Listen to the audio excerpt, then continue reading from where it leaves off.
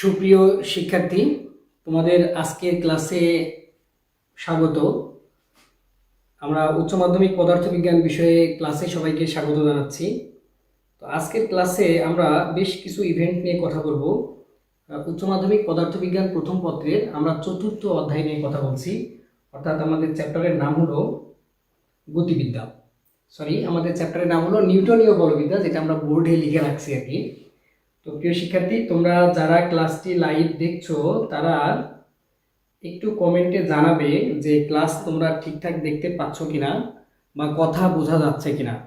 সেই সাথে তোমরা তোমাদের বন্ধুদের ইনভাইটেশন পাঠিয়ে দাও ক্লাসে। একই সাথে তোমার অন্য বন্ধুরাও যেন ক্লাসে যোগ দিতে পারে, সেজন্য তাদের সুবিধার জন্য ক্লাসটি তোমরা তোমাদের পেজে শেয়ার দিয়ে দাও। তো আমি ক্লাসটি একই সাথে শেয়ার দিয়ে দিচ্ছি। জেবা জানাচ্ছে হ্যালো স্যার। হ্যালো, দেখা যাচ্ছে কিনা বা বোঝা যাচ্ছে কিনা সেই বিষয়ে জেবা, সাদিয়া, ফারহানা, জুই তোমরা একটু জানাও যে দেখা যাচ্ছে কিনা। একই সাথে তোমরা ক্লাসটি শেয়ার দিয়ে দাও তোমাদের বন্ধুদের ট্যাগ করে। তোমরা শেয়ার দিয়ে দিলে কি হবে, একই সাথে তোমার অন্য বন্ধুরাও ক্লাসগুলো দেখতে পারবে। তো আজকে আমরা কি কি বিষয়ে কথা বলবো সেই বিষয়গুলো আমরা প্রথমে একটু তোমাদের জানাবো, সাম আপ করবো। আজকে আমরা কথা বলবো একেবারে বেসিক বিষয় নিয়ে, নিউটনীয় বলবিদ্যা চ্যাপ্টারের। তো তোমরা বন্ধুরা ক্লাসটা আগে শেয়ার করে দাও এবং তোমাদের বন্ধুদের একটু ট্যাগ করে দাও। একই সাথে তোমরা জানাও যে তোমরা ঠিকঠাক দেখতে পাচ্ছ কিনা বা বোর্ড বোঝা যাচ্ছে কিনা। বোর্ডে লেখা আছে নিউটনীয় বলবিদ্যা এবং ডান পাশে কিশোর বাতায়ন লেখা আছে। তোমরা সেটি বুঝতে পারছো কিনা সেটি তোমরা একটু আমাকে জানাও, তাহলে আমি বুঝতে পারলে সুবিধা হবে আর কি, যে তোমাদের দিক থেকে আরও কোনো সমস্যা হচ্ছে না। আর তোমরা বুঝতে পারছো যে অনলাইন ক্লাসের আসলে কিছু প্রবলেম থাকতে পারে, যদিও এখানে সাজ্জাদ বিন আমির জানাচ্ছে যে সাউন্ড ক্লিয়ার। তারপরেও তোমরা একটু জানাও যে ঠিকঠাক বোঝা যাচ্ছে কিনা। তো বন্ধুরা, তোমাদের উপরে কথার উপরে ভিত্তি করে আসলে ক্লাসটা রান হবে, চলবে।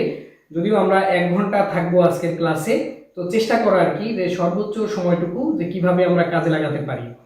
তো বন্ধুরা, তোমরা যে কাজটি করবে অবশ্যই খাতা কলম তোমরা সাথে রাখবে। খাতা কলম নিয়ে আমরা ক্লাস শুরু করতে চাই। একই সাথে আমরা আমাদের অন্য বন্ধুদেরও একটু ইনভাইটেশন পাঠাচ্ছি, যারা সহজেই ক্লাসে যোগ দিতে পারে। তো তোমরা এখনো যারা ক্লাসটি শেয়ার করোনি তারা শেয়ার করে দাও, সাথে সাথে কমেন্ট বক্সে তোমার বন্ধুদের একটু ট্যাগ করে দাও। বন্ধুদের ট্যাগ করলে কি হবে, বন্ধুরাও তোমার সাথেই ক্লাসে যোগ দিতে পারবে এবং তোমরা বাড়ির কাজ হোমওয়ার্কগুলো নিয়ে বন্ধুদের সাথে তোমরা শেয়ারও করতে পারবে, কথাও বলতে পারবে। তো এই হচ্ছে বিষয়। তো বন্ধুরা, ঠিক আছে, চলো আমরা আজকের ক্লাসে আগাই। তো যাওয়ার আগে আমি একটু বলতে চাই যে কে কে আজকের ক্লাসে যোগ দিয়েছে। এখন 7:02 বাজে, আমরা আর 2টা মিনিট পরে ক্লাসটা শুরু করতে চাই। তো তোমরা এখনো যারা ক্লাসটি শেয়ার দাওনি তারা তোমাদের বন্ধুদেরকে ক্লাসটি শেয়ার করে দাও, বন্ধুদের ট্যাগ করে। একই সাথে তোমাদের প্রোফাইলে শেয়ার দাও। আমি বারবার এই কথাটিকে অধিক গুরুত্ব দিচ্ছি, কারণ একসাথে সবাই মিলে ক্লাসে যোগদান করলে কি হবে, শুরু থেকে ক্লাসটি তোমরা ধরতে পারবে এবং সবাই ক্লাসে সাড়া দিতে পারবে। যদিও আমাদের শিডিউলে আগেই বলা ছিল যে আমরা ক্লাস 7টার সময় শুরু করব পদার্থবিজ্ঞান প্রথম পত্র। তো বন্ধুরা, আমরা ঠিক আছে, আমরা আমাদের ক্লাসে ফিরে যাই। তো এই মুহূর্তে কে কে আমাদের সাথে ক্লাসে আছে সেটা আমরা একটু বলে নিই। তো ক্লাসে যোগ দিয়েছে মাহফুজ আহমেদ, দৌলতপুর আল্লাহ দরগা, মানে কুষ্টিয়া থেকে। সে বলছে আসসালামু আলাইকুম। ওয়ালাইকুম আসসালাম। রেহান আজিম, সে উম্মে হাবিবাকে ট্যাগ করেছে। Mahmudul Hasan Mithun, sound too clear but full clear দেখা যাচ্ছে না। লেখা দেখা যাচ্ছে, ঠিক আছে, আমি বড় করে লিখবো, তো তোমাদের দেখো কোনো সমস্যা হয় কিনা। তা আইপিটিআই প্রতিদিনই ক্লাসে থাকে। আয়েশা জামান, মিন্টু রহমান, আসসালামু আলাইকুম স্যার, আমি বাকলিয়া সরকারি কলেজ চট্টগ্রাম। ওয়ালাইকুম আসসালাম, অভিনন্দন আমাদের ক্লাসে। তাহাসুম মুন, সে বলছে আসসালামু আলাইকুম স্যার। ওয়ালাইকুম আসসালাম। আরও একটু ক্লিয়ার করা যায় না স্যার? নওশিন বগুড়া থেকে। রিফা জারিফ, রিফা রাফিয়া, সানজিদা ফ্রম দিনাজপুর। আমিনুল ইসলাম পারভেজ, আসসালামু আলাইকুম। ওয়ালাইকুম আসসালাম। Tahasum Mun, all clear sir, thank you. ঠিক আছে, আমরা আমাদের ক্লাসের দিকে আমরা মনে হয় যেতে পারি। তো তোমরা দেখো আজকে আমরা কি কি বিষয় নিয়ে কথা বলবো। আসলে আমরা কথা বলবো নিউটনীয় বলবিদ্যা চ্যাপ্টারে একেবারে বেসিক থেকে, সেখান থেকে আমরা ধাপে ধাপে একটু গভীরে যাওয়ার চেষ্টা করব এবং একই সাথে বোর্ড পরীক্ষার প্রশ্নগুলো আমরা সলভ করার চেষ্টা করব, সৃজনশীল প্রশ্ন সমাধান করার চেষ্টা করব। একই সাথে আমরা সমাধান করার চেষ্টা করব যে যখন আমরা অ্যাডমিশন টেস্ট দেব সেই প্রশ্নগুলো কিভাবে আমরা সমাধান করতে পারি। তো তোমাদের একটা ছোট্ট কাগজ দেখাচ্ছি আমি, যে নিউটনের গতিসূত্র, অর্থাৎ একেবারে বেসিক বিষয়গুলো নিয়ে আমরা কথা বলবো আজকে। এখানে আছে নিউটনের গতিসূত্র, তারপরে নিউটনের সূত্রের সীমাবদ্ধতা, বল কি, মৌলিক বলগুলো আমরা বলবো, নিউটনের গতির দ্বিতীয় সূত্র থেকে কিভাবে প্রথম সূত্র অন্যান্য সূত্রে আসা যায় সেগুলো বলবো, ভরবেগের সংরক্ষণ সূত্র আমরা প্রমাণ করব, তারপরে আমরা একটু ম্যাথমেটিক্যাল প্রবলেম সলভ করব। সেই সাথে আমাদের আরেকটি টপিক থাকবে, সেটা হলো জড়তার ভ্রামক, চক্রগতির ব্যাসার্ধ। আমরা এই টপিকগুলো নিয়েই আমরা আজকে ক্লাস শুরু করতে চাই।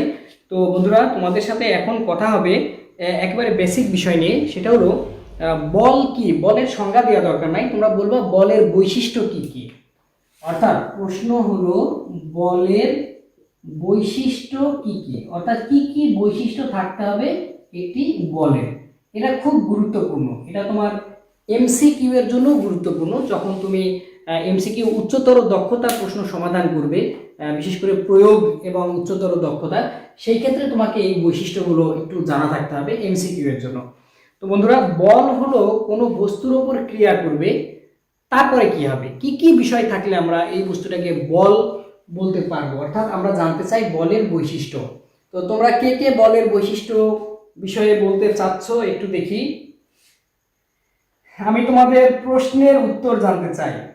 স্যার আগের ক্লাসের HW, থ্যাংক ইউ। এই যে দেখো, তোমাদের বাড়ির কাজ নিয়ে এত টেনশন, ঠিক আছে, আমরা এগুলো দেখছি এবং তোমাদের আমরা ফাইনালি শীট আকারেও আমরা কমেন্টে উল্লেখ করব। তোমরা দেখছো যে কিশোর বাতায়ন পেজে, তারপরে কিশোর বাতায়ন কানেক্ট গ্রুপে, সেখানে কিন্তু প্রতিদিন বাড়ির কাজ একেবারে লিখে দিচ্ছেন কিশোর বাতায়ন কর্তৃপক্ষ। তো আমরা বাড়ির কাজ যারা জমা দিবে তাদের নিয়ে ফাইনালি একটা তালিকা করে আমরা কি করা যায় সেই বিষয়ে আমরা কথা বলবো। সাদিয়া ফারহানা জুই, সে লিখছে স্মরণ ঘটতে হবে। স্মরণ না ঘটলে কি বল হবে না? যে আমি এই বোর্ডে ধাক্কা দিচ্ছি, বল দিচ্ছি, কিন্তু স্মরণ হচ্ছে না, তো এটা কি বল না? ফারহানা, একটু চিন্তা করে বলো। ফোর্স ক্রিয়েট এক্সিলারেশন, সাজ্জাদ বিন আমির খুব সুন্দর কথা বলছে যে বল অবশ্যই ত্বরণ সৃষ্টি করবে, এটা একটা দিক। তারপরে স্যার লেখা ভালো করে দেখা যাচ্ছে, বুঝলাম না জয়নাল আবেদিন, একটু পরিষ্কার করে লিখতে হবে। আচ্ছা, আশরাফুল ইসলাম শান্ত, হ্যাঁ আমার প্রশ্ন ছিল এরকম যে বলের বৈশিষ্ট্য। তাহলে প্রথম কথা হলো বল হলো কোনো বস্তুর উপরে ক্রিয়া করবে, ত্বরণ সৃষ্টি করতে পারে। আর একটা বিষয় হলো সবচেয়ে গুরুত্বপূর্ণ বৈশিষ্ট্য যেটি, সেটি আমি হেল্প করি তোমাদের, সেটি হলো বল জোড়ায় জোড়ায় ক্রিয়া করে। তোমরা তো জানো যে every action has equal and opposite reaction, অর্থাৎ আমি যদি এখানে আঘাত করি তাহলে আমার হাতেও লাগবে। তুমি যদি কাউকে গালি দাও, গালমন্দ করো, সে তোমার সাথে ভালো ব্যবহার করবে না। This is vice versa. এখানেও তার মানে আমাদের দৈনন্দিন জীবনেও কিন্তু আসলে এই গতির তৃতীয় সূত্র কাজ করে। তার মানে তোমার একজন বন্ধু যে তোমার সাথে হয়তো ভালো ব্যবহার করছে না, তুমি যদি ফোন দিয়ে তাকে বলো আসসালামু আলাইকুম বলে কথা শুরু করো, বা শুভ সকাল দোস্ত কেমন আছিস, দেখবা সে তোমাকে পাল্টা খারাপভাবে কথা বলছে না। তার মানে ঠিক আমরা যেমন সম্পর্ক রাখতে চাই, ঠিক সেই রকম একটা অ্যারেঞ্জমেন্ট তোমাকে করে দিতে হবে, তারপরে সে তোমার সাথে তেমন করবে। ঠিক নিউটনের গতির তৃতীয় সূত্র এরকম, অর্থাৎ এটাই অন্যতম বৈশিষ্ট্য যে বল জোড়ায় জোড়ায় থাকবে। আচ্ছা, আমরা এখন যে কথাটি বলতে চাই, গতির তিনটি সূত্র, সূত্র তিনটি তোমরা জানো, যেহেতু আমাদের এই ক্লাসে 9-এর স্টুডেন্ট, 10-এর স্টুডেন্ট, একই সাথে যারা ইন্টারমিডিয়েট ফার্স্ট ইয়ারে পড়ে পরীক্ষার্থী, সবাইকে নিয়েই আমরা ক্লাসটা করছি। তো গতির তিনটি সূত্র আমরা একটু রিভিউ করতে চাই। প্রথম সূত্র হলো বাহ্যিক বলের অনুপস্থিতি, অর্থাৎ বাইরে থেকে বল প্রয়োগ না করলে স্থির বস্তু স্থির থাকবে, গতিশীল বস্তু সমদ্রুতিতে চলতে থাকবে, 1 নম্বর সূত্র।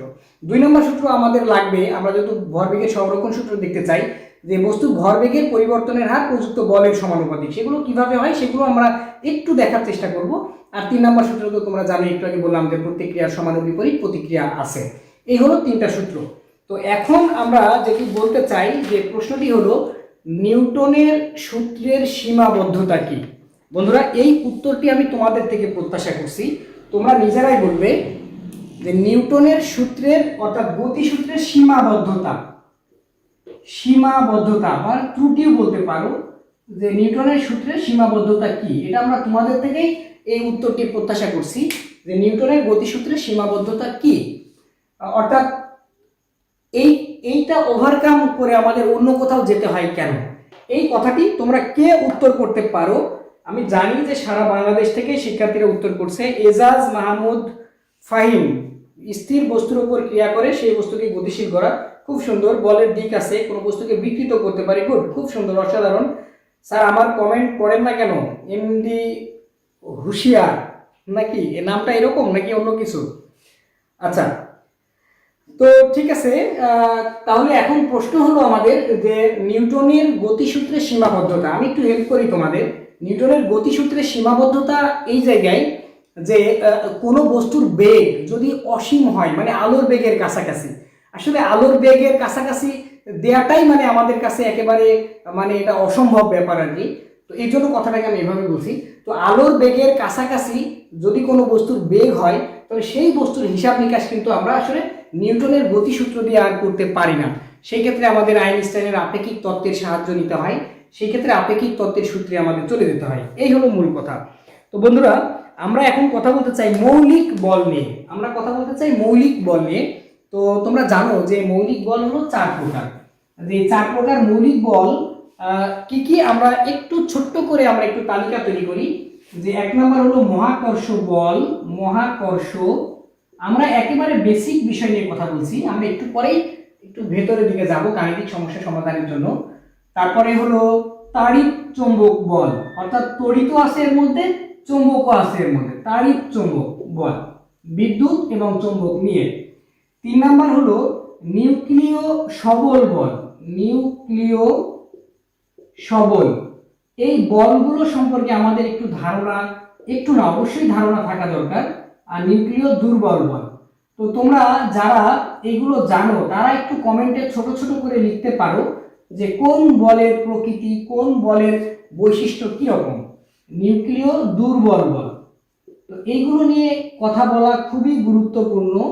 তো প্রিয় শিক্ষার্থী, মহাকর্ষ বল সম্পর্কে তোমাদের সবার ধারণা আছে যে তোমরা জানো যে মহাবিশ্বের প্রতিটি বস্তুকণা একে অপরকে নিজ দিকে আকর্ষণ করে। তো এই বলের পাল্লা হলো অসীম পর্যন্ত, অর্থাৎ মহাবিশ্বের যে কোনো বস্তুর মধ্যে এই বল আছে, তবে এই বলের পাল্লা অসীম হলেও বলের মাত্রা, তীব্রতা সেটি কিন্তু খুবই কম। তাড়িৎ চৌম্বক বল, আসলে এই বলটি যদি না থাকতো তাহলে রাসায়নিক বিক্রিয়া সম্ভব ছিল না, অর্থাৎ বস্তুর মধ্যে যে ধনাত্মক এবং ঋণাত্মক আধান সৃষ্টি হয় রাসায়নিক বিক্রিয়ার সময়, সেটি তৈরি করে থাকে এই তাড়িৎ চৌম্বক বল। অপরদিকে নিউক্লিয় সবল বল, এই বলটা খুবই গুরুত্বপূর্ণ। যদি এই বলটি না থাকতো তাহলে এই মহাশূন্যের সবকিছু ফাঁকা থাকতো, হাওয়ার মতো থাকতো, অর্থাৎ কোনো বস্তু থাকতো না। কেমন একটু দেখি আমরা, যে এখানে আমরা বললাম সোডিয়াম, সোডিয়ামের মধ্যে 11টি প্রোটন আছে, বা আমরা যদি বলি পটাশিয়াম, পটাশিয়ামের মধ্যে 19টি প্রোটন আছে। কার মধ্যে? খুবই ক্ষুদ্র নিউক্লিয়াসের মধ্যে। অর্থাৎ এই ছোট্ট নিউক্লিয়াসের মধ্যে এতগুলো যে প্রোটন আছে, প্রোটনের চার্জ আবার ধনাত্মক, তাহলে নিয়ম অনুযায়ী এই ধনাত্মক আধান বিকর্ষণ করে পুরো মোলটাকে বা পুরো বস্তুটাকে তো ধ্বংস করে দেওয়ার কথা, কিন্তু সেটা পারে না, শুধুমাত্র এই নিউক্লিয় সবল বলের কারণে। এবং সবচেয়ে শক্তিশালী বল এই নিউক্লিয় স্ট্রং ফোর্স বা নিউক্লিয় সবল বল। এই বল নিউক্লিয়াসের যে ব্যাসার্ধ তার মধ্যে এটি কাজ করে, অর্থাৎ 10⁻15 মিটার।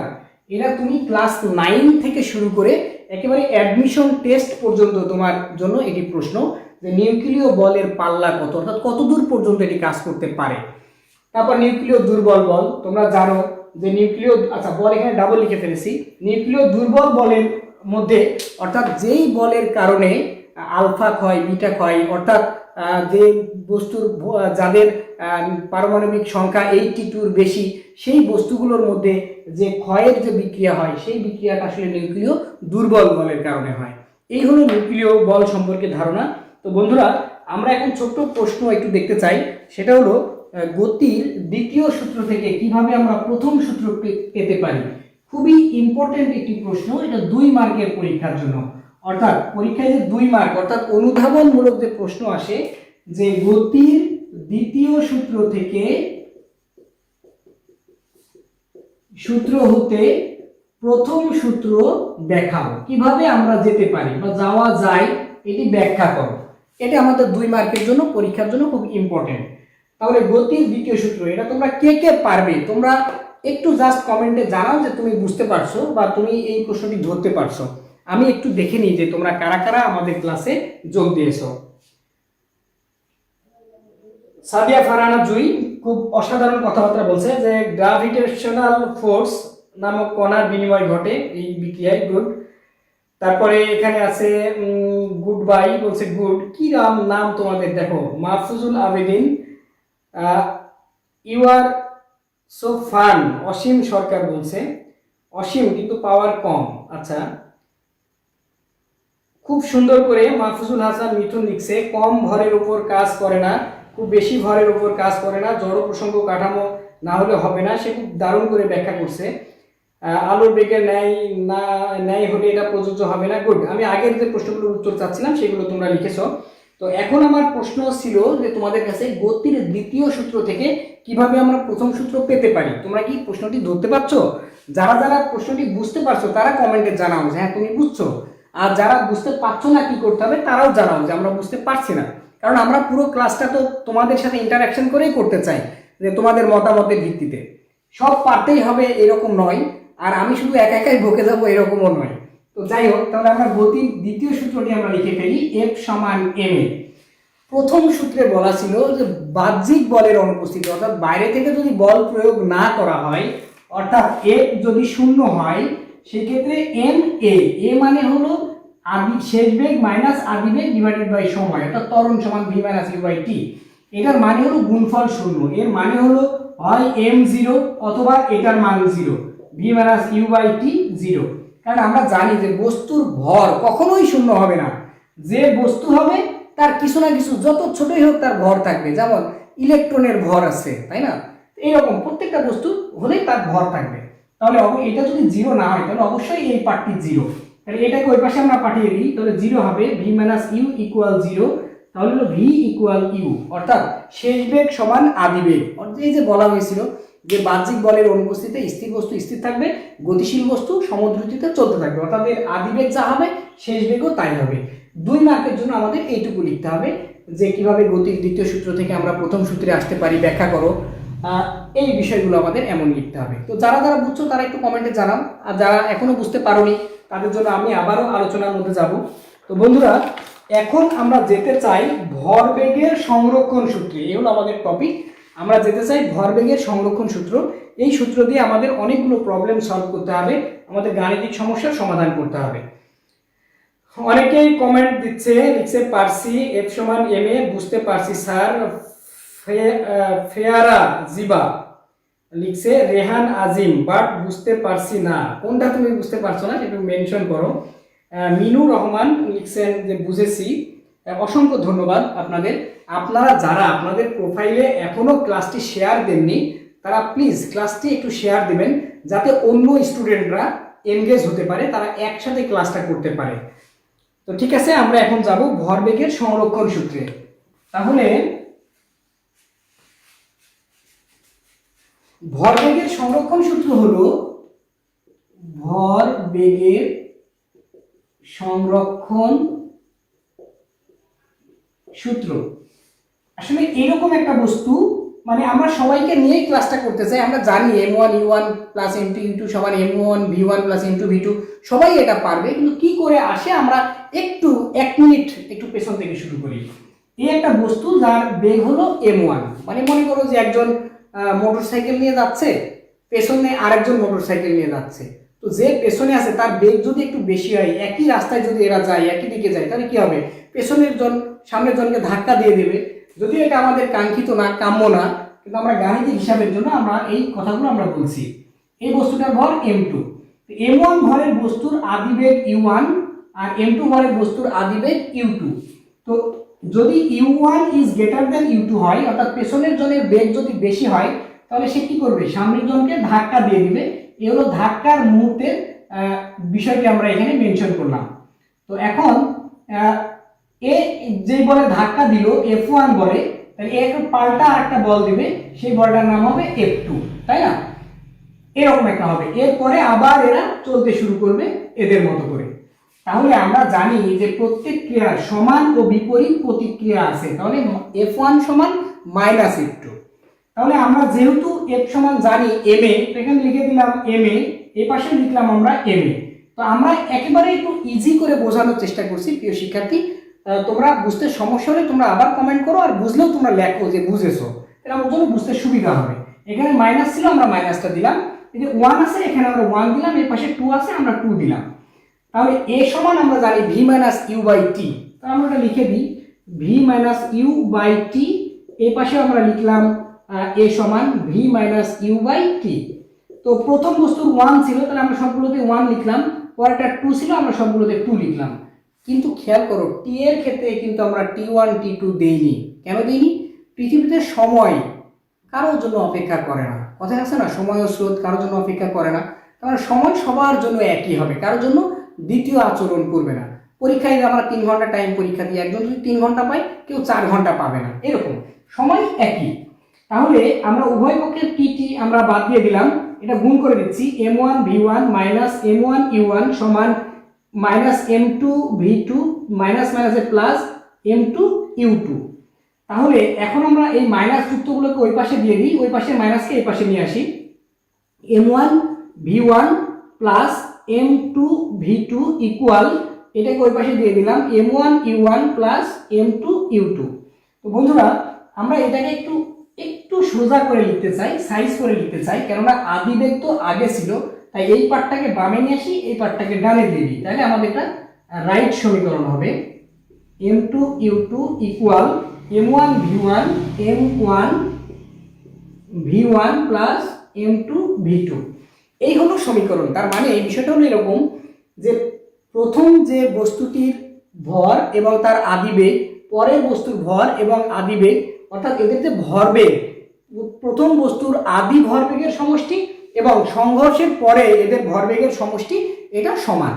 এটি হলো ভরবেগের সংরক্ষণ সূত্র। কিন্তু ক্ষেত্রে আমাদের এরকম বলতে হবে যে ক্রিয়া প্রতিক্রিয়া ছাড়া অন্য কোনো বল কাজ না করলে, অর্থাৎ তৃতীয় কোনো বল যদি আবার এর মধ্যে ঢুকে পড়ে, তাহলে কিন্তু ভরবেগের সংরক্ষণ সূত্র হবে না, অর্থাৎ ভরবেগ সংরক্ষিত থাকবে না। অর্থাৎ ক্রিয়া প্রতিক্রিয়া ছাড়া অন্য কোনো বল কাজ না করলে কোনো নির্দিষ্ট দিকে এদের মোট ভরবেগের কোনো পরিবর্তন হবে না, অর্থাৎ আগের ভরবেগ এবং পরের ভরবেগ সমান থাকবে। আমরা এটি প্রমাণ করে ফেললাম। তো এখন আমরা অঙ্ক করতে চাই। তো যেই অঙ্কটি আমরা করব, সেই অঙ্কটি আমি একটু বলে নিই। অঙ্কটি হচ্ছে এরকম যে 10 গ্রাম ভরের একটি বুলেট, অর্থাৎ বন্দুকের গুলি, সেই গুলিটা 6 কেজি ভরের একটি রাইফেল থেকে 300 মিটার পার সেকেন্ড বেগে বের হলো। বন্দুকের পশ্চাৎ বেগ কত? তো এইটা তোমাদের জন্য কাজ থাকবে, তোমরা নিজেরা এইটা একটু সমাধান করবে। কি বললাম? 10 গ্রাম ভরের একটি গুলি, আমি একটু সংক্ষিপ্ত করে দেখি। 10 গ্রাম ভরের গুলি, বন্দুক থেকে বের হলো 300 মিটার পার সেকেন্ড বেগে। বন্দুকের ভর হলো 6 কেজি, মানে 6 কেজি। তাহলে বন্দুকের পশ্চাৎ বেগ কত? তাহলে বন্দুকের বেগ বের করতে হবে, বন্দুকের পশ্চাৎ বেগ। তো তোমরা বের করো, বের করে আমাকে জানাও বন্দুকের পশ্চাৎ বেগ কত, এটা বের করতে হবে। তোমরা বের করে উত্তরটা আমাকে এখানে বসাও। ঠিক আছে কিনা দেখি। 10 কেজি ভরের একটি বুলেট 6 কেজি ভরের একটি বন্দুক থেকে 300 মিটার পার সেকেন্ড বেগে নিক্ষিপ্ত হলো, বন্দুকের পশ্চাৎ বেগ কত নির্ণয় করো। তো তোমরা কারা কারা সাথে আসো আমি একটু দেখে নিই, এবং কারা কারা অঙ্ক করছো সেটাও আমি একটু বোঝার চেষ্টা করি।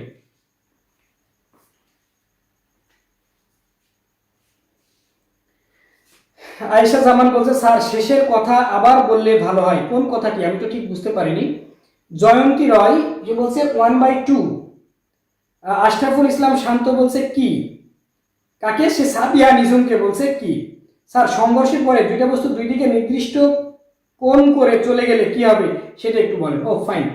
যদি নির্দিষ্ট কোণ করে যায়, আসলে সংঘর্ষ দুই ধরনের, স্থিতিস্থাপক সংঘর্ষ, অস্থিতিস্থাপক সংঘর্ষ। এইগুলো নিয়ে আমরা আবার পরের ক্লাসে আলোচনা করতে পারবো। শান্ত, অসংখ্য ধন্যবাদ তোমাকে প্রশ্ন করার জন্য। তো এখন এই প্রশ্নটির আমরা সমাধান করে ফেলি। তাহলে কি বললাম যে 10 গ্রাম ভরের গুলি, মানে একটি বন্দুক থেকে যখন গুলি বের হয়ে গেল, তাই করে বন্দুক ট্রিগার চাপা হলো, গুলির ভর 10 গ্রাম, 300 মিটার পার সেকেন্ড যখন যাবে তখন বন্দুক পেছন থেকে একটি ধাক্কা দিবে। এই পেছনের বেগটা কত হবে এটা আমাদের বের করতে হবে। তাহলে এখানে কিন্তু খেয়াল করো, সবাই আদি বেগ কিন্তু শুধু গুলির ছাড়া বন্দুকের শূন্য ছিল। তাহলে এই পার্টটাকে আমরা এমন লিখতে পারি যে এমভি, সবার জন্য আমি লিখছি এখানে MV plus M U equal 0, এটাকেও ভি দিলাম। তার মানে আগের পার্টটা কিন্তু একটা অংশ 0 হচ্ছে। কেন 0 হচ্ছে? যে বন্দুকের আদি ভরবেগ বন্দুকের আদি বেগ 0, এই বিষয়গুলো এখানে 0 হচ্ছে। আর যে কোনো একটা 0 হলে তো গুণফল এখানে 0 হবে। তাহলে এই বড় হাতের এম দিয়ে আমরা বন্দুক বোঝাচ্ছি, বড় হাতের ভি দিয়ে বন্দুকের বেগ বোঝাচ্ছি, ছোট হাতের এম দিয়ে আমরা গুলির ভর বোঝাচ্ছি, ছোট হাতের ভি দিয়ে আমরা গুলির বেগ বোঝাচ্ছি। তাহলে এখানে আমাদের বের করতে হবে বন্দুকের পশ্চাৎ বেগ, ভি এর মান বের করতে হবে, minus M V divided by M. তাহলে মাইনাস ওই পাশে গেলে তো মাইনাস হবে, এম মানে গুলির ভর, গুলির ভর হলো 10 গ্রাম, 10 ইন্টু 10 ইনভার্স 3, আর বেগ, কার বেগ? গুলির বেগ 300 গুলির বেগ metre per second divided by M, বন্দুকের ভর হলো 6। তাহলে দুইটা শূন্য, এখানে দুইটা শূন্য চলে গেলে এখানে ভাগ করলে কত হবে? আমি একটু ক্যালকুলেটর দিয়ে কাজ করি। 10, আচ্ছা তাহলে তো কেটে যাচ্ছে। আচ্ছা আমি হিসাবটা করে ফেলি এখানে, 10 inverse 10 into 10 inverse 3 into 300 divided by 6, তার মানে এটা হলো 0.5। ও আচ্ছা, একজন উত্তর দিয়েছিল কিন্তু, fine, good, 0.5 metre per second. আমরা একটি অঙ্ক সমাধান করে ফেললাম। কারা কারা এই সমাধানের সাথে ছিল আমরা একটু দেখে নিই। অমর্ত্য সাহা লিখছে 0.5 মিটার পার সেকেন্ড, একেবারে পার সেকেন্ডও উঠিয়ে ফেলেছে, গুড।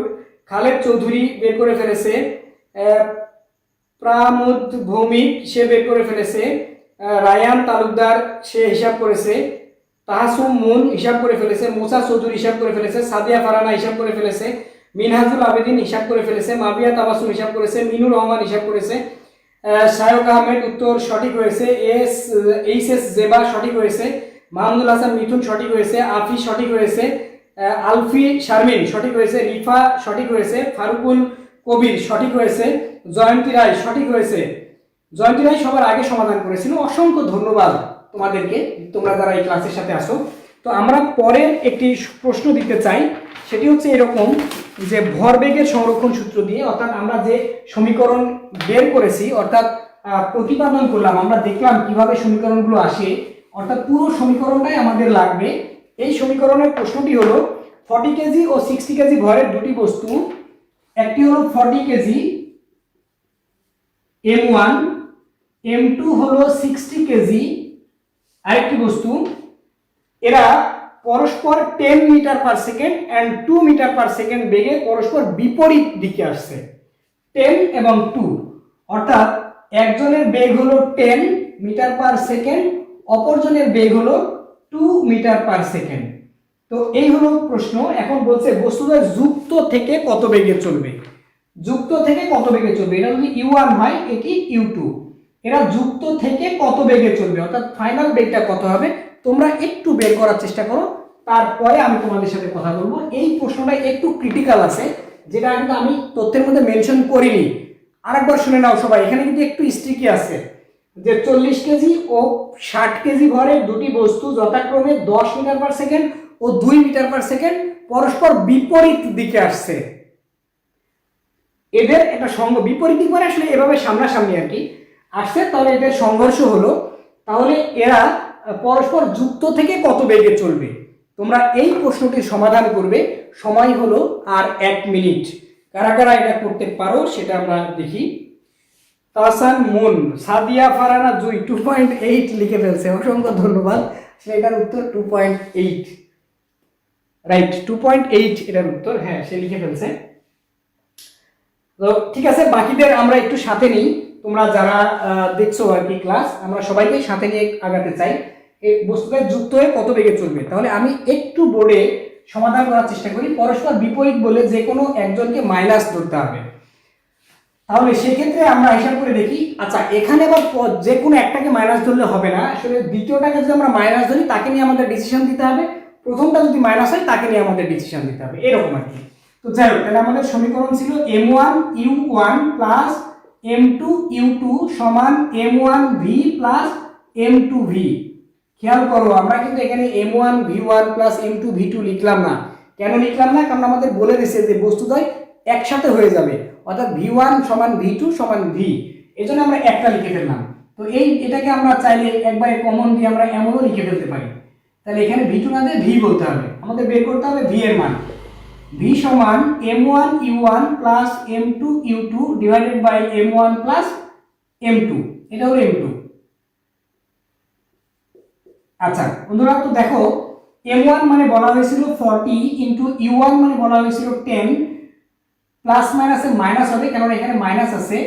m2 মান হলো 60 ইন্টু u2 মান হলো 2 divided by m1, this is 40 plus 60, তাহলে এটি হলো 400 মাইনাস এটি হলো 120 ডিভাইডেড বাই 100, তাহলে এটি হলো 400 এর মধ্যে 120 বাদ দিলে 280 থাকবে বাই 100, এটা হলো 2.8 মিটার পার সেকেন্ড।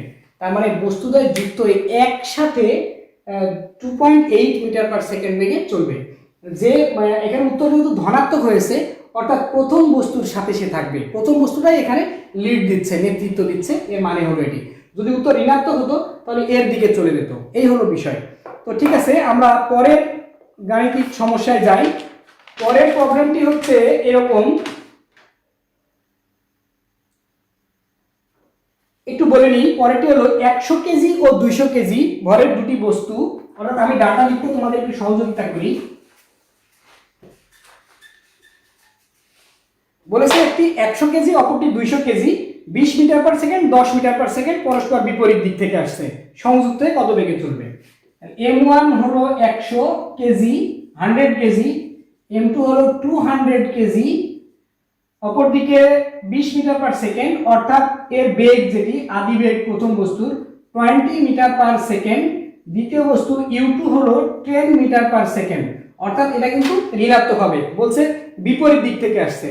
তাহলে সেক্ষেত্রে বলছে যে এটা যুক্ত হয়ে কত বেগে চলবে, অর্থাৎ v ইকুয়াল কত হবে, তোমরা এটা আমাকে একটু জানাও।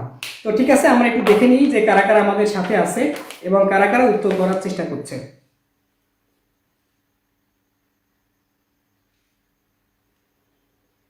হ্যাঁ, অনেকে একেবারে ডিরেকশন সহ বলছে। একজন লিখছে রেহান আজিম, স্যার অনেক দূর থেকে ক্লাস করছি, আশা করি আপনার কাছ থেকে হার্ড ম্যাথগুলা শিখতে পারবো, থ্যাঙ্কস। আমরা জটিল ম্যাথগুলোই আগামী দিন যাব, আজকে আমরা থিওরি সহ যেহেতু প্রশ্নগুলো করছি, জাস্ট অঙ্কগুলো ধরার চেষ্টা করছি। তোমরা জানো যে আমরা 3টা ভাগে ভাগ করে ক্লাসগুলো করছি চ্যাপ্টারকে। প্রথম দিন আমরা সমীকরণগুলো কিভাবে আসে এটা জানার চেষ্টা করছি, সাথে সাথে সমীকরণগুলোকে আমরা ধরার চেষ্টা করছি। দ্বিতীয় দিন আমরা এমসিকিউ সলভ করছি, তৃতীয় দিনও আমরা বিশ্ববিদ্যালয়ে অ্যাডমিশন টেস্টের প্রশ্নগুলো সহ পরীক্ষার প্রশ্নগুলো আমরা সমাধান করার চেষ্টা করছি। তো আশা করি তোমরা কিশোর বাতায়নের সাথে থাকবে। রিফা জারিফ বলছে থেমে যাবে, মাহফুজ বলছে 0 হবে, মোহাম্মদ ইউনুস বলছে 0 হবে, লাবিব বলছে স্যার আমি করছি, সাদিয়া বের করে ফেলেছে 0 মিটার পার সেকেন্ড, অনেকেই বের করে ফেলেছে, মিনহাজুল বের করে ফেলেছে, আসিফুর রহমান সাকিব বের করে ফেলেছে 0 হবে। গুড, তাহলে কিভাবে হবে 0? তোমরা তো আগেই সূত্রটি জানো, m1u1 প্লাস m2u2 সমান m1v প্লাস m2v। আমরা v কে একসাথে মানে কমন নিয়ে দিলাম। কেন দিলাম? যেহেতু v1 সমান v2। তাহলে আমাদের v এর মান বের করতে বলেছে m1u1 plus m2u2 divided by m1 plus m2। তো বন্ধুরা, m1 এর মান হলো 100, u1 এর মান হলো 20, প্লাস মাইনাসে মাইনাস দিচ্ছি কেননা u2 মাইনাস, m2 মান হলো 200, u2 মান হলো 10। তাহলে এখানে হচ্ছে m1 100, m2 হলো 200, তাহলে এটা হলো গুণ করলে হবে 2000, এটা গুণ করলে হবে 2000, অর্থাৎ 2000 থেকে 2000 বাদ যাবে, তাহলে থাকবে 0 মিটার পার সেকেন্ড। তাহলে এটাকে আমরা বলতে পারবো যে বস্তুদ্বয় সংযুক্ত অবস্থায় থাকবে, অর্থাৎ স্থির হয়ে যাবে, এদের কোনো গতি থাকবে না। অর্থাৎ যে দুইটা বস্তুর যে ভরবেগ এবং এদের যে সংঘর্ষ হলো, কেউ কারো দিকে যেতে পারবে না, কারণ ভরবেগ দুইটারই সমান হয়েছে, অর্থাৎ 0 হয়েছে, অর্থাৎ কোনো দিকে তারা যাবে না, বস্তুদ্বয় স্থির হয়ে যাবে। অসংখ্য ধন্যবাদ তোমরা উত্তর করে দেওয়ার জন্য। তো এখন আমরা কি সমাধান করব সেটা একটু দেখে নিই।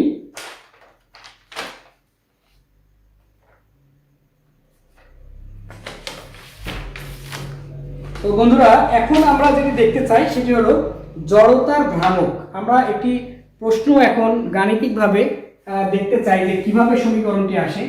তোমরা জড়তার ভ্রামক শব্দটি হয়তো বুঝতে পারছো, বা অনেকের কাছে একটু নতুন মনে হচ্ছে যে জড়তার ভ্রামক, জড়তার ভ্রামক অর্থাৎ মোমেন্ট অফ ইনার্শিয়া, অর্থাৎ এর ভ্রামকটা কেমন হবে। তার আগে জড়তা সম্পর্কে আমাদের একটু ধারণা থাকা দরকার, সবারই ধারণা আছে।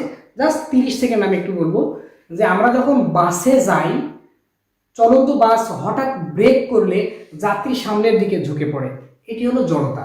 এই জড়তার নাম হলো গতি জড়তা। আবার বাস যখন স্থির থাকে, হঠাৎ চলতে শুরু করলে আমরা পেছনের দিকে হেলে পড়ি, এটা হলো স্থিতি জড়তা। তার মানে বস্তু যে অবস্থায় আছে সেই অবস্থায় থাকতে চাই। আমরা যখন স্থির ছিলাম তখন স্থির থাকতে চাচ্ছিলাম, তাই পেছনের দিকে হেলে যাচ্ছিলাম। আবার যখন গতির মধ্যে আসি তখন আমরা গতিতেই থাকতে চাচ্ছিলাম, তাই বাস হঠাৎ ব্রেক করলে বাস থেমে যাচ্ছে, কিন্তু আমরা গতিতেই থাকতে চাচ্ছি। এই যে বিষয়টি, এটা হলো জড়তা। আসলে জড়তা মানে ভরের পরিমাপ। জড়তার হিসাবটা হবে আসলে মূলত ভরকে নিয়ে। তো বন্ধুরা, জড়তার ভ্রামক আমাদের হিসাব করতে হবে। তাহলে আমরা ধরে নিলাম এখানে এই হলো একটি বস্তু, বস্তুটি অনেক ভারী বস্তু, একটা গোলাকার বস্তু আমরা আঁকার চেষ্টা করলাম। এটা হয়তো একেবারে এক্সাক্ট হলো না, তোমরা একটু কষ্ট করে বুঝে নেওয়ার চেষ্টা করো। আমি আজকে প্রজেক্টর এগুলো নিইনি। তো এই বস্তুটি এইরকম একটা অক্ষকে কেন্দ্র করে সে ঘুরছে, এর গতিবেগ হলো ওমেগা। ওমেগা অর্থাৎ একটা ফ্যান যখন ঘুরে, একটা ফ্যান সিলিং এর সাথে আছে, একটা রডের সাথে আছে, তাকে কেন্দ্র করে যখন সে ঘুরে, তো এইরকম একটা ভারী বস্তু সে ওমেগা কৌণিক বেগে ঘুরছে। তাহলে আমরা ধরে নিই এই বস্তুটি অসংখ্য ছোট ছোট ক্ষুদ্র ক্ষুদ্র কণার সমন্বয়ে তৈরি। আমরা তো জানি যে প্রত্যেক বস্তু পরমাণু নামক অসংখ্য কণার সমন্বয়ে তৈরি। তো আমরা ধরে নিলাম এখানে একটি কণা আছে যার ভর হলো m1। আমরা ধরে নিলাম এখানে একটি কণা আছে যার ভর m2, এখানে একটি কণা আছে যার ভর m3, এখানে একটি কণা আছে যার ভর m4। তো এর ভর কেন্দ্র থেকে, অর্থাৎ ঠিক মাঝ বরাবর আমরা দেওয়ার চেষ্টা করেছি, কিন্তু মনে হচ্ছে ওইদিকে একটু বেশি চলে গেছে, তাই না? আচ্ছা, আমরা একটু ছোট করে দিলাম। আচ্ছা, তাহলে এই ভর কেন্দ্র থেকে m1 ভরের কণার দূরত্ব, এটাকে আমরা বলি r1, m2 ভরের কণার দূরত্ব সেটাকে আমরা লিখলাম r2, m3 ভরের কণার দূরত্ব সেটাকে আমরা দিলাম r3, এর যে দূরত্ব সেটাকে আমরা লিখলাম r4। এরকম অসংখ্য ভরের কণার সমন্বয় তৈরি, এবং ভর কেন্দ্র থেকে তাদের দূরত্ব দিলাম, তারাও ঘুরছে।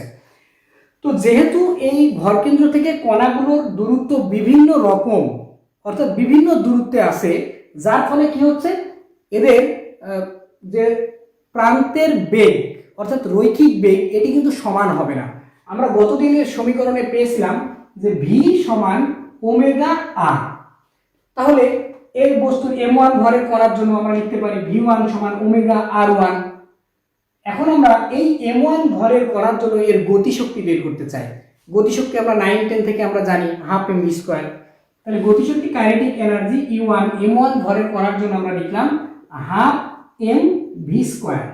যেহেতু m1 ভরের কণা তাই v1 দিলাম। তাহলে বন্ধুরা এখানে হাফ m1 ভি, ভি মানে ওমেগা আর দিলাম, আর স্কোয়ার আছে তাই আমরা স্কোয়ার দিয়ে দিলাম। বুঝতে কি খুব কষ্ট হচ্ছে? আসলে ফিজিক্স তো একটু কাঠখোট্টা টাইপের, তাই না? এখানে মনে হচ্ছে কোনো সাহিত্য নাই, অন্য কোনো এখানে রোমান্স নাই। আসলে সব কিছুই এখানে আছে, কিন্তু আস্তে আস্তে আমাদের এগুলো পেতে হবে। তো বন্ধুরা, আমরা কি করছিলাম, একটি বস্তু, এরকম একটা ভারী বস্তু, একটা দণ্ড, এই দণ্ডকে কেন্দ্র করে সে ওমেগা কৌণিক বেগে ঘুরছে, বেগের পরিমাণ হলো ওমেগা। যদি ঘুরে থাকে তাহলে এর ভর কেন্দ্র থেকে m1 ভরের কণার জন্য আমরা গতিশক্তি বের করার চেষ্টা করছি। গতিশক্তি হলো হাফ এম ভি স্কোয়ার। যেহেতু ভর কণা দিয়েছি আমরা m1, তাই আমরা হাফ m1 v1 দিয়েছি, এবং ভি সমান আমরা জানি ওমেগা আর, তাই আমরা ওমেগা আর এখানে বসিয়ে দিলাম ভি এর জায়গায়। আমরা এই সমীকরণটুকু পেয়েছি, জাস্ট এইটুকু আমরা কাজ করেছি।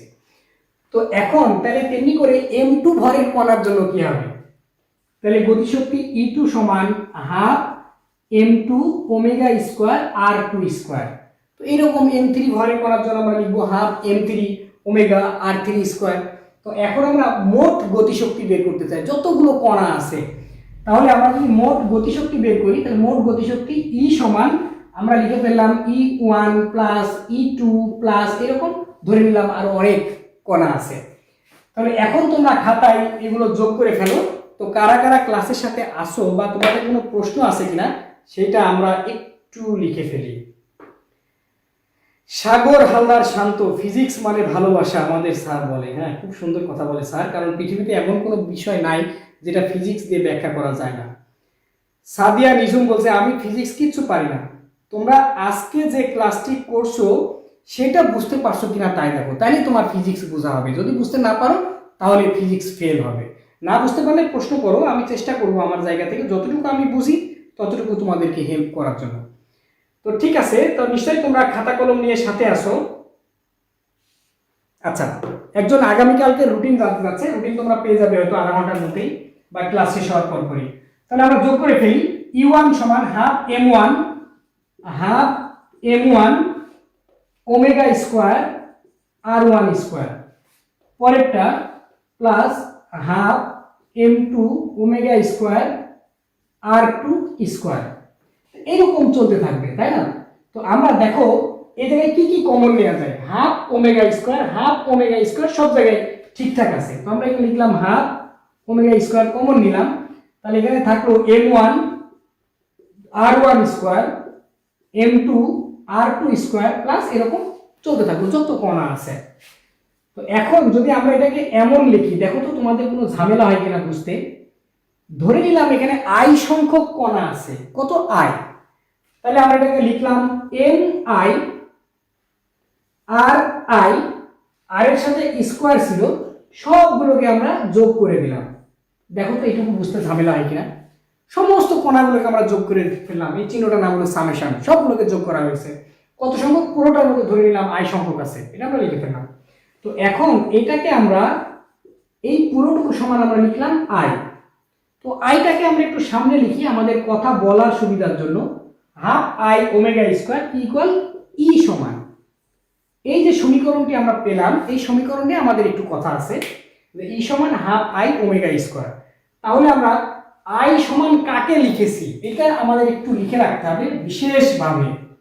আমরা লিখেছি i সমান summation of m i r i তার স্কোয়ার।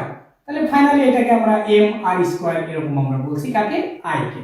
তো i নিয়ে আমরা একটু পরে কথা বলি, তার আগে আমরা এই সমীকরণ ই সমান হাফ i ওমেগা স্কোয়ার আমরা বুঝতে পেরেছি কিনা সেটা আমরা দেখি। যেই বস্তুটা ঘুরছে এর কৌণিক বেগ যদি একক বেগ হয়, অর্থাৎ কৌণিক বেগের একক রেডিয়ান পার সেকেন্ড, তার প্রতি সেকেন্ডে 1 রেডিয়ান করে যদি ঘুরে থাকে, তাহলে ওমেগার মান যদি 1 হয় তাহলে আমরা এটাকে লিখতে পারবো ই সমান হাফ i। তাহলে আমরা i সমান লিখতে পারবো i সমান আর গুণ করে 2e। এখানে আমরা বেশ কিছু কথা বলতে পারি আমাদের এমসিকিউ এর জন্য। আসলে 1-2 মার্কের জন্য আমাদের যে কত কাজ করতে হয় ফিজিক্সে সীমাহীন ব্যাপার। দেখো এখানে বলছে সমীকরণ গতিশক্তির সাথে জড়তার ভ্রামক এবং কৌণিক বেগের যে সম্পর্ক সেটা আমরা বের করলাম। তার মানে জড়তার ভ্রামক এবং কৌণিক বেগের বর্গের অর্ধেক হলো গতিশক্তি। আবার এটাকে আমরা এইভাবে বলতে পারি যে একক কৌণিক বেগ হলে এর গতিশক্তি হলো জড়তার ভ্রামকের অর্ধেক। আমরা যদি উল্টা করে বলি i সমান 2e, তাহলে একক কৌণিক বেগে এর জড়তার ভ্রামক হলো গতিশক্তির দ্বিগুণ। তো আমরা এই আলোচনাটুকুর সাথে ছিলাম কিনা বা এইটুকুতে আমরা বুঝতে পেরেছি কিনা সেটা তোমরা একটু কষ্ট করে কমেন্টে জানাও, তাহলে সেই ক্ষেত্রে আবার পরবর্তী স্টেপ নিতে সুবিধা হবে। তো বন্ধুরা আমি একটু দেখে নিই যে তোমরা আমাদের সাথে কারা কারা আছো। আচ্ছা, এখানে বলছে যে কার কথা বলবো, আব্দুর রাজ্জাক বলছে আরেকটু বুঝিয়ে দেন স্যার কোন জায়গাটায়। ভি হলো রৈখিক বেগ, ওমেগা কৌণিক বেগ। গুড, সিয়াম লিখছে, সিয়াম ব্যাখ্যা করে দিছে যে ভিটা হলো রৈখিক বেগ, অর্থাৎ আমরা এটা একটা ঘড়ির ক্ষেত্রে বলতে পারি। অর্থাৎ আব্দুর রাজ্জাক যে প্রশ্নটি করেছে, কোথায় করেছে আমি ঠিক জানি না, তাও একটু রিপিট করার চেষ্টা করছি। একটা ঘড়ির কাঁটা যখন ঘোরে, অর্থাৎ দেয়াল ঘড়ি যখন ঘুরছে, তাহলে এই কাঁটার যে প্রান্তের বেগ অর্থাৎ ওই বেগটাকে আমরা রৈখিক বেগ বলছি।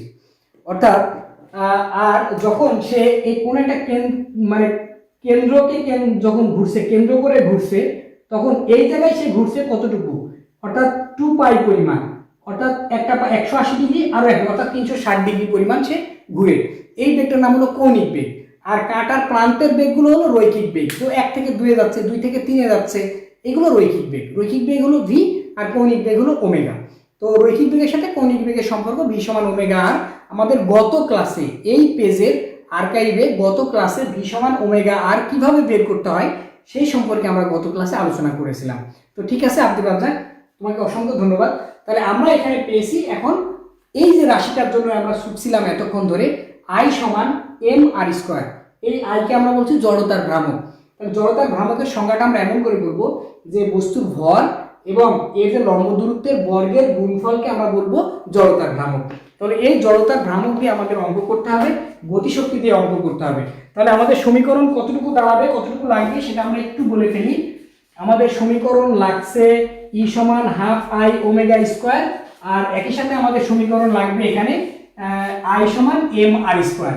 তো আরটাকে যদি আমরা চক্রগতির ব্যাসার্ধ বলি, অর্থাৎ পুরো বস্তুর, যেমন ঘোড়ার গাড়ির চাকা, রেলের চাকা, বাসের চাকা, কোনো একটা বিন্দুকে কেন্দ্র করে তখন সে ঘোরে, অর্থাৎ যে বিন্দু অর্থাৎ ভর কেন্দ্রটা, সেটাকে যদি ভর কেন্দ্র থেকে তার প্রান্তের যে দূরত্ব সেটা যদি আর হয়, তাহলে এটাকে আমরা চক্রগতির ব্যাসার্ধও বলতে পারবো। তো চক্রগতির ব্যাসার্ধ কোথাও কোথাও কে দ্বারা প্রকাশ করা হয়, আর দ্বারা প্রকাশ করলে অসুবিধা নাই। তাহলে মনে করো আমরা এটা কে দ্বারা প্রকাশ করলাম, তাহলে কে স্কোয়ার সমান আই বাই এম। তাহলে কে ইকুয়াল হবে root over I divided by M, অর্থাৎ বস্তুর জড়তার ভ্রামক এবং এর ভর এর অনুপাত তার বর্গমূল, এটা হবে তার জড়তার অর্থাৎ চক্রগতির ব্যাসার্ধ। তো বন্ধুরা আমরা তাহলে একটি ছোট্ট গাণিতিক সমস্যার সমাধান করে আসি। প্রশ্নটি ছিল হবে এরকম, একটি নির্দিষ্ট অক্ষকে কেন্দ্র করে 13 অর্থাৎ 13 radian per second, 13 radian per second, এটা হলো কৌণিক বেগ। তাহলে ওমেগা ইকুয়াল কৌণিক বেগ, অঙ্কটি তোমাদের করতে হবে। কৌণিক বেগে ঘূর্ণনরত একটি চাকার গতিশক্তি 29 জুল। গতিশক্তিকে আমরা ই দ্বারা প্রকাশ করেছি 29 জুল। ঘূর্ণন অক্ষের সাপেক্ষে চাকাটির জড়তার ভ্রামক নির্ণয় করো। খুব ছোট প্রশ্ন। তাহলে বলছে যে, আমি আরেকবার বলি, একটি নির্দিষ্ট অক্ষকে কেন্দ্র করে 13 রেডিয়ান পার সেকেন্ড কৌণিক বেগে ঘূর্ণনরত একটি চাকার গতিশক্তি 29 জুল। ঘূর্ণন অক্ষের সাপেক্ষে চাকাটির জড়তার ভ্রামক আই নির্ণয় করো। তো তোমরা এটি নির্ণয় করবে জড়তার ভ্রামক। একক কি হবে, একক লিখতে ঝামেলা হতে পারে। একক সমান এম আর স্কোয়ার। তো ভরের একক হলো কেজি, দূরত্বের একক হলো মিটার, এর একক হবে কেজি মিটার, তার স্কোয়ার আছে কেজি মিটার স্কোয়ার। আমি জানি যে তোমার সবকিছু ভুল হলেও এটি আর ভুল হওয়ার কথা নয়। তো ঠিক আছে, তাহলে তোমরা এটি সমাধান করো। আমি সূত্র লিখে ফেলেছি, তোমরা এখন সমাধান করে জানাও যে কত হবে। এম এর মান সরি এই সূত্রে তো হবে না, এটা আগের সূত্রে হবে। ঠিক আছে, রিফা জারিফ বলছে 0.34, রিফা জারিফ বলছে 0.34, মিনহাজুল আবেদিন বলছে 0.34। গুড, এদের উত্তর হচ্ছে মনে হচ্ছে। আর কেউ কিছু বলে কিনা দেখি।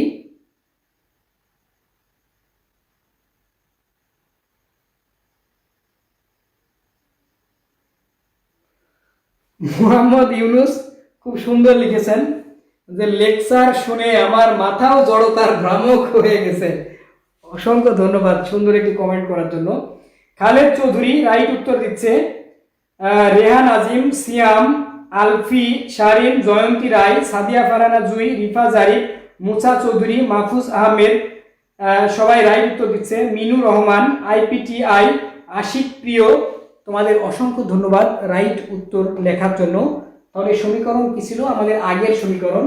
সেটি ছিল ই সমান হাফ আই ওমেগা স্কোয়ার, এরকম ছিল। আমাদের আই বের করতে হবে। তাহলে আই সমান হবে 2e divided by omega square.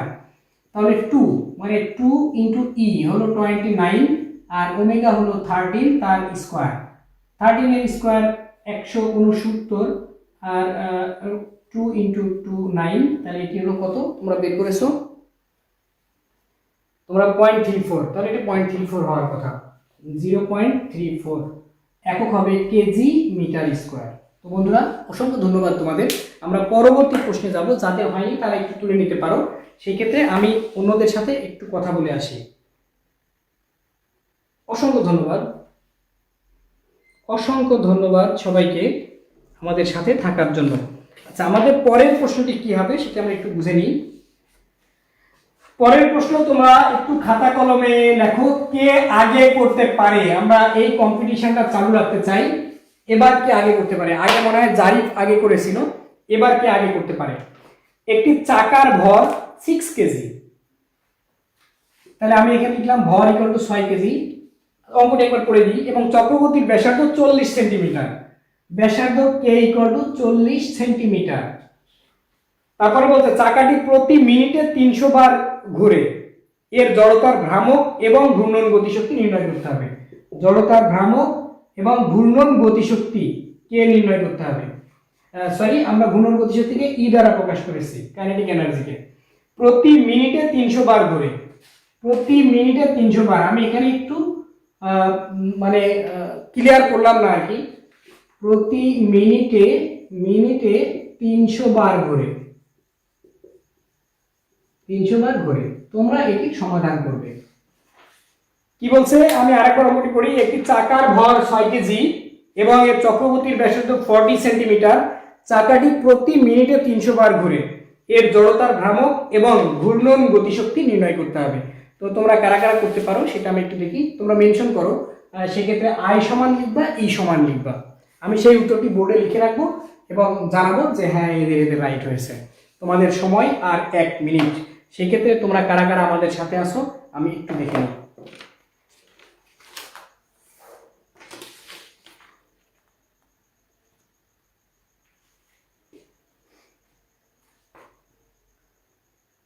সাগর হালদার শান্ত, খুবই সুন্দর ক্লাস, বলার দরকার নাই। তুমি এখন এটা সমাধান করো, সমাধান করে জানাও কত হবে। আব্দুর রাজ্জাক, আলহামদুলিল্লাহ, ভালো লাগলো, অসংখ্য ধন্যবাদ। রিফা জারিফ, সে সমাধান একটি বের করে ফেলেছে 0.96। তো কোনটার মান 0.96 সেটা তুমি মেনশন করো। সিয়াম বের করে ফেলেছে, আশিক বের করে ফেলেছে, পল্লবী দাস সে বলছে 0.96, আব্দুর রাজ্জাক 0.96 আয়ের মান বলছে, মাহফুজ বলছে, মুসা, আব্দুর রহমান, রিফা, আশিক, পল্লবী, মিনহাজুল, খালেদ চৌধুরী, সবাইকে অসংখ্য ধন্যবাদ। আরো কারা কারা আমাদের সাথে? সাদিয়া ফারহানা জুই আই এবং ই দুইটা লিখে ফেলেছে, রেহান আজিম লিখে ফেলেছে, সাগর শান্ত লিখে ফেলেছে। অসংখ্য ধন্যবাদ তোমাদের।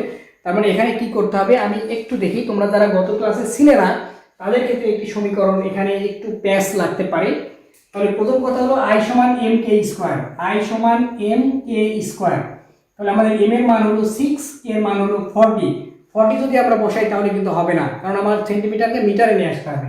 তাহলে এটাকে আমাদের মিটারে নিয়ে আসতে হবে, 100 দিয়ে ভাগ করতে হবে। তাহলে এত তার সাথে স্কোয়ার, তাহলে এটা যে উত্তর হবে সেটা আমরা এখানে লিখব। একই সাথে আমাদের বলছে গতি শক্তি বের করতে বলছে। তো গতি শক্তি ই সমান হাফ আই ওমেগা স্কোয়ার। তাহলে হাফ আই, আয়ের মান কত হবে সেই মানটাই আমাদের আবার এখানে পুট করতে হবে। তার সাথে ওমেগা মানে 2 পাই এন বাই টি। বন্ধুরা, আমরা omega equal 2 pi N by T গত ক্লাসে সমাধান করেছিলাম। কিভাবে এটি হয় তোমরা চাইলে আগের ভিডিও আবার দেখে আসতে পারো এই ক্লাস শেষে। তো যাই হোক, যেটি বলছিলাম, তাহলে এন এর মান 300, অর্থাৎ 300 হলো এন এর মান। 300 পাক ঘুরছে সে প্রতি মিনিটে। আর 1 মিনিট মানে টি এর মান হলো 60 সেকেন্ড, 60 সেকেন্ড।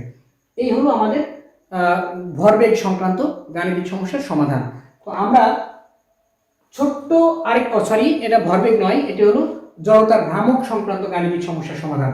আমরা আরেকটি ছোট্ট প্রশ্ন দেখে আসতে চাই আজকেই। সেটি হলো একটা রকেট যখন চলে, সেই রকেটের যে জ্বালানি, এই জ্বালানি কিভাবে খরচ করতে হবে সেই বিষয়ে আমরা একটু ছোট্ট করে একটু দেখে আসি।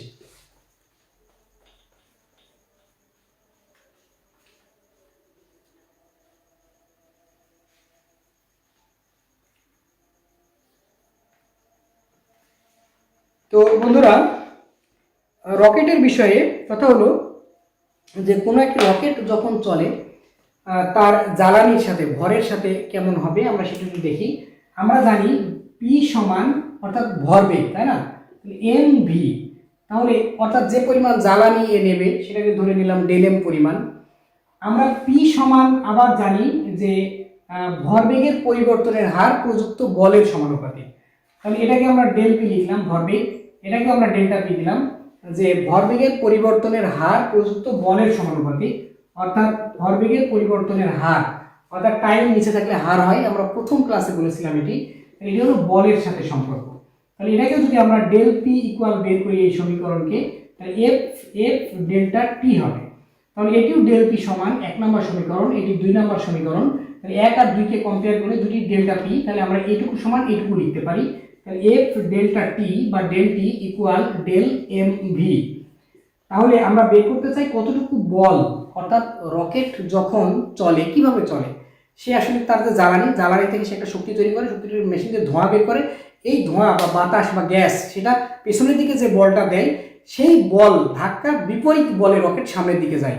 সেই বলের মান এফ সমান delta M V divided by delta T. তো এই হলো ডেল এম বাই টি, অর্থাৎ এর ভরের হার, অর্থাৎ হ্রাসের হার হবে, অর্থাৎ জ্বালানি কি হারে কমবে। এটিতে আমাদের গাণিতিক সমস্যাও আছে, আমরা চাইলে সেটি সমাধানও করে আসতে পারি। তো আজকে আমরা সমাধান করব না, এই টাইমটা দেখি কি অবস্থা। তার সাথে বেগের বেগ গুণ করতে হবে, গুণ করলে আমরা বল বা ধাক্কার মানটা আমরা পাবো। তো বন্ধুরা, তোমাদের আজকের ক্লাসে একটি বাড়ির কাজ থাকবে। তো সেই পর্যন্ত ক্লাসটি তোমাদের কাছে কেমন মনে হলো তোমরা এই বিষয়ে ছোট্ট করে একটি কমেন্ট করে আসতে পারো। তাহলে আমরা এখন দেখে আসি যে কারা কি বলতে চাচ্ছে।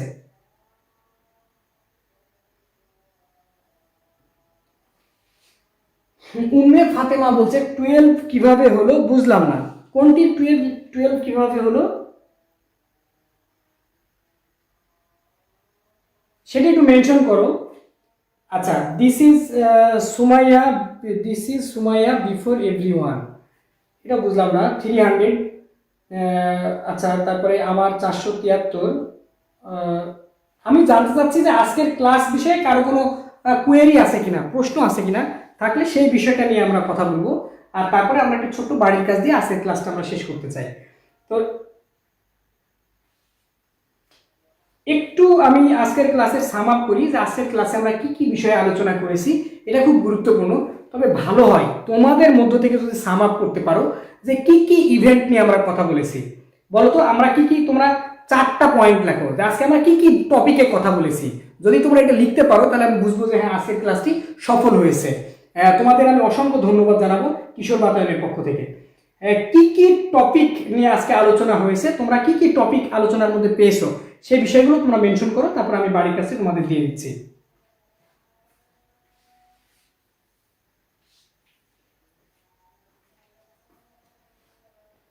কি কি টপিকে আজকে আলোচনা হয়েছে সেই বিষয়ে তোমরা একটু মেনশন করো। টপিক, আমি টপিকগুলোর নাম জানতে চাচ্ছি, আজকে কি কি টপিকে আলোচনা হয়েছে। আমি 2 মিনিট থাকবো তোমাদের সাথে, কি কি টপিকে আলোচনা হয়েছে এই বিষয়গুলো তোমরা 2 মিনিটে আমাকে জানাবে।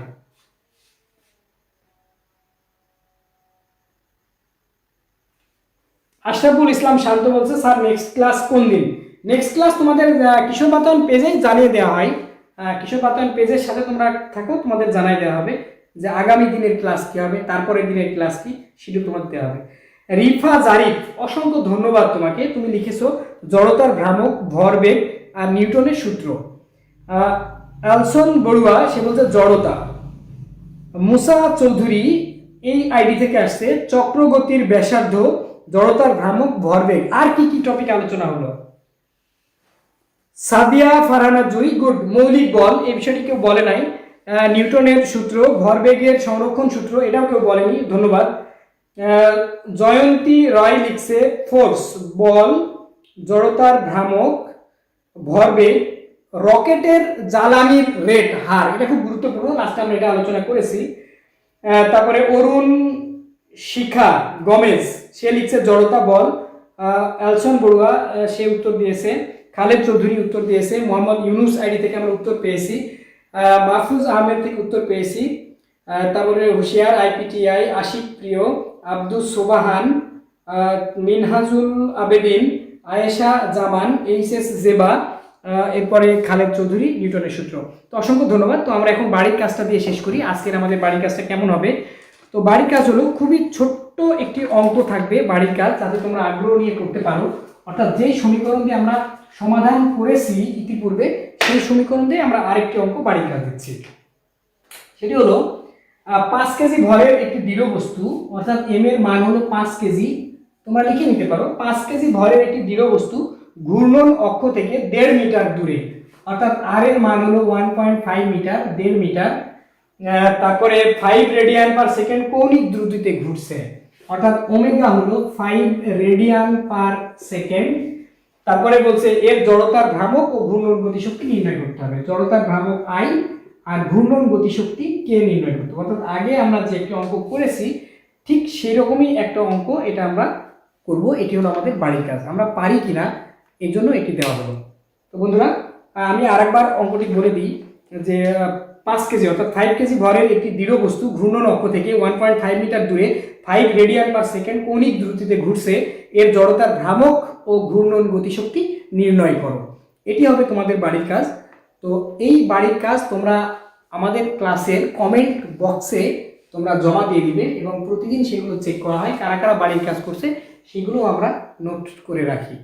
তো ঠিক আছে প্রিয় শিক্ষার্থী বন্ধুরা, তাহলে তোমাদের সাথে আজকে অনেক লম্বা ক্লাস হলো, তোমাদের অসংখ্য ধন্যবাদ।